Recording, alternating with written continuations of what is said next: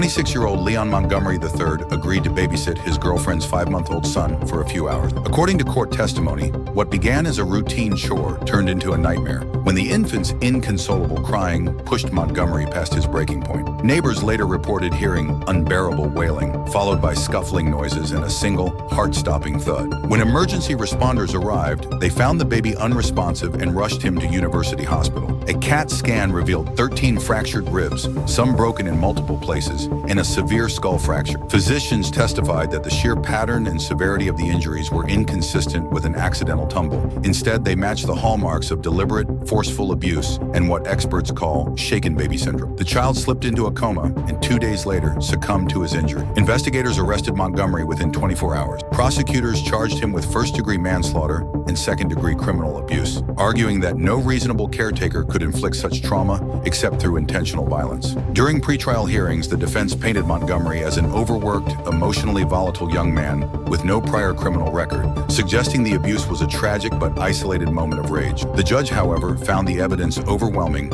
and allowed the most serious charges to proceed to trial. In mid-2018, after a week-long trial and several hours of jury deliberation, Montgomery was found guilty on both counts. At the sentencing hearing, the court rejected his plea for a new trial and imposed the statutory maximum, 30 years behind bars. As the judge read the verdict, Montgomery exploded in a profanity-laced tirade, shouting accusations of bias and proclaiming his innocence in a voice that echoed through the courtroom. The judge immediately ruled that Montgomery's outburst constituted contempt of court. Labeling his behavior an affront to the dignity of these proceedings, the judge tacked on an extra 6 months, bringing the total sentence to 30 years and 6 months. Victims' advocates praised the additional time, arguing it underscores the importance of respecting judicial authority, while some civil liberties groups decried it as an excessive punishment for anger.